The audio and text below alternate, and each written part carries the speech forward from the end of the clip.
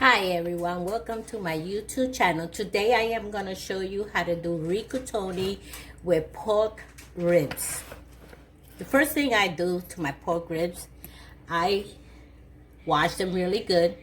I put it right here, put some vinegar and water and leave it like half an hour so it could take that meaty flavor out of it. So that's what I do. The first thing I do is I season my meat. I like to do the ribs and put some meat tenderizer because they're kind of hard. So I spray them with the meat tenderizer.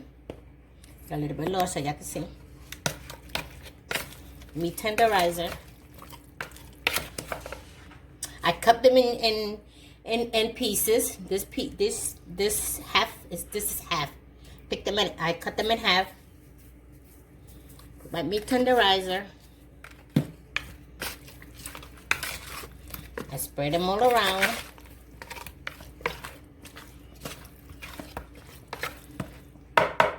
Then I take some sofrito.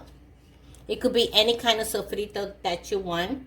This one has green peppers, red peppers, onion, garlic, salt, cilantro, cilantrillo, oregano. This is all the ingredients that this has. You could do this at home too. I take a spoonful of it. A spoon of it, and I spread it everywhere really nice. You want that meat to taste delicious. You know we're big with the flavors. Not everybody does rib with ricotone, but I do them because I like them. You can put as much as you want, as much as you like. You could spread it in there. I like to do the meat tenderizer first and then the sofrito so it could grab the flavor real good. Then I sprinkle it. I always the garlic, some more powdered garlic. Powdered garlic.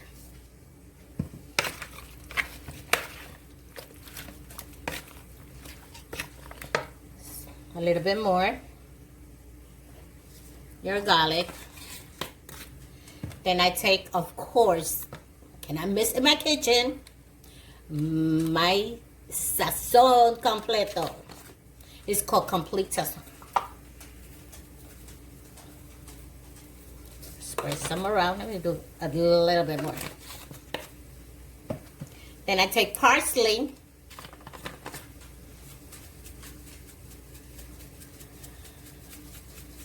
Spread some around as much as you want. You could, this goes, I keep.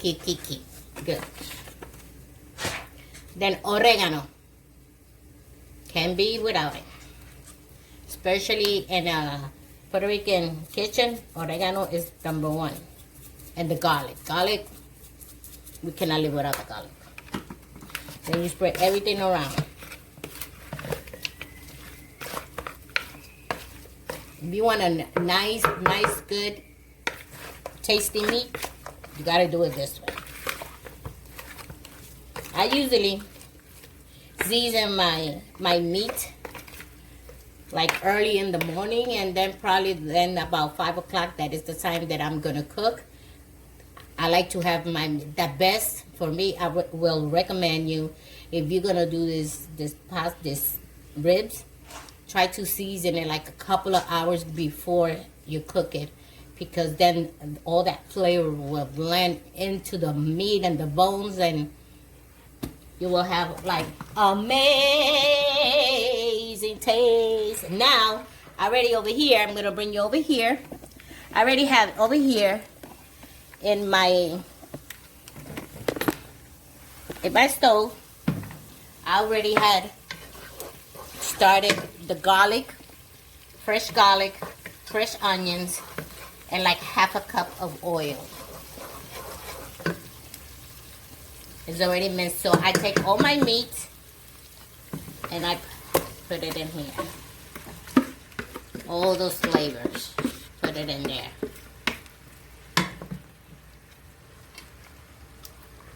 This is gonna take probably like 1 hour, so it could be nice and tender. You could put, like right now, a cup of water.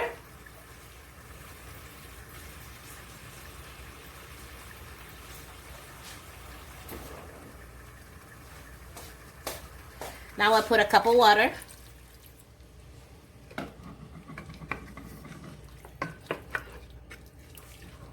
You keep spreading it. Then we're gonna put 1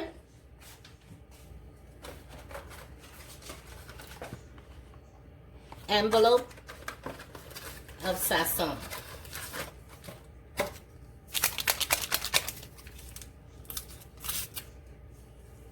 Pretty good. This gives it like that nice color. With 1 is okay.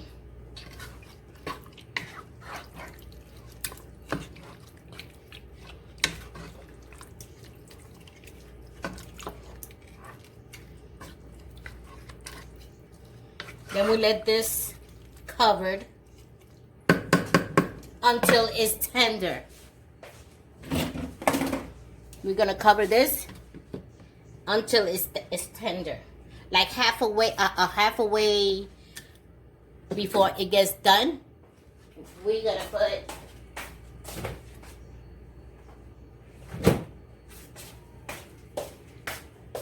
one of these Goya salsa.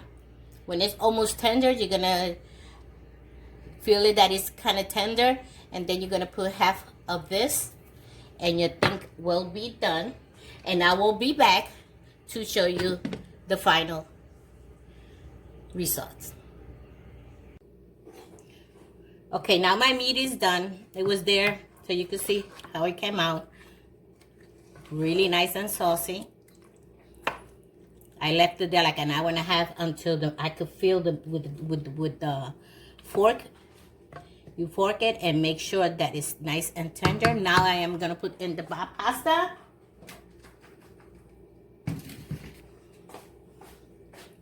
My pasta. These are Ricotone. And I only put a little salt for flavor because I always like to flavor my pasta. I didn't put no oil. I recommend to everybody that does pasta, never, I see people that put salt and oil to boil them, never do that. I think it's best that you do put the oil when the pasta is done and dry, so your pasta could stay nice and separated from each other. Because then you always have to put more oil on it.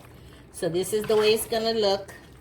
This is looking nice. The meat is nice and tender. Your pasta has to be al dente. Please, you cannot overdo your pasta because then it's gonna be breaking in pieces, and you don't want that. You want it to keep it nice and you see, and it comes out in big chunks. So now I have here some mixed vegetable, and I sprinkle it with Parmesan cheese. This is a honey biscuit, and then we serve it so y'all can see how nice the plate will look. People love to see all these little tender meat. The pasta.